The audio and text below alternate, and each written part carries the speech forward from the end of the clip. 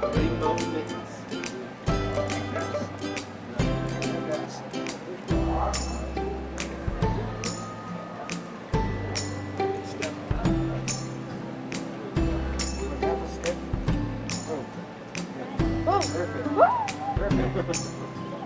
girl.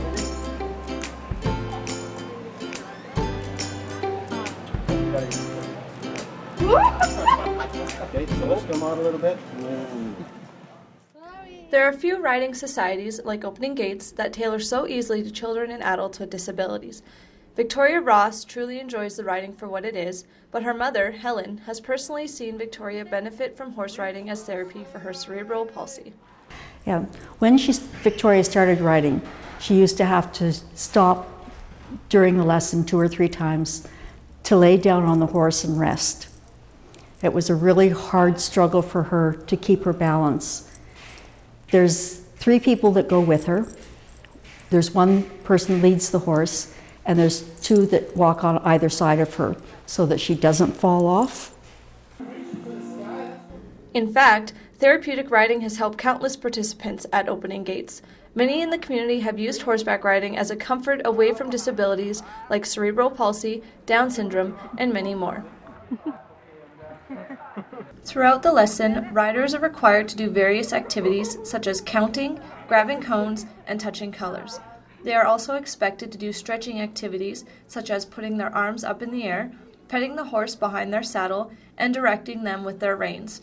These activities stimulate the riders mentally and physically.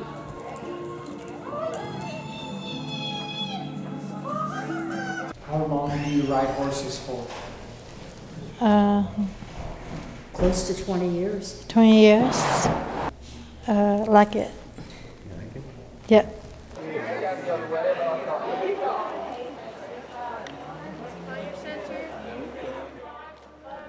Volunteers and participants at Opening Gaits believe therapeutic riding works magic.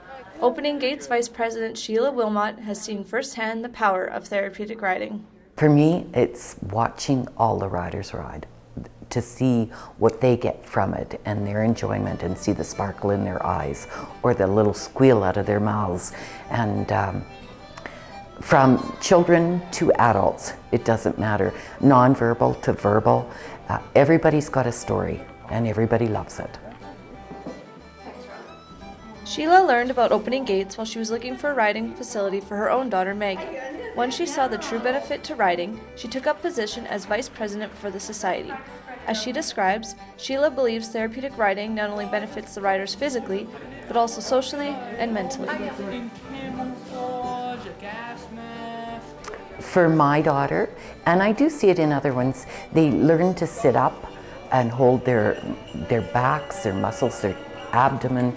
Everything is posture for them. It's a social event for them.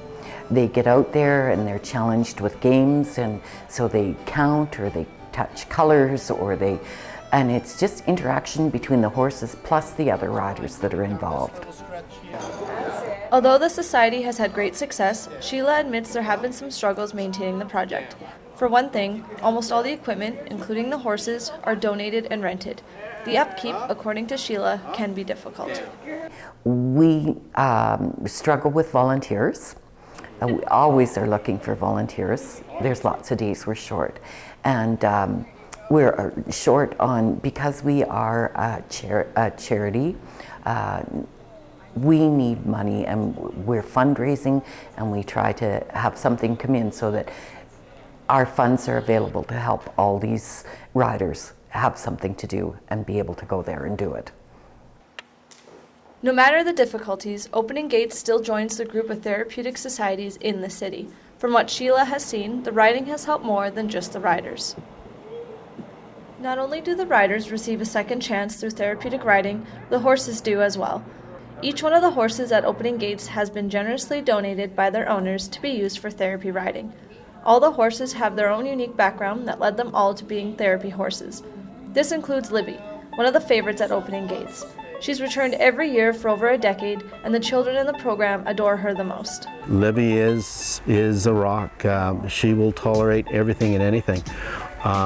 You know, she's a type of horse that really listens, pays attention to her rider, and she has the ability to compensate.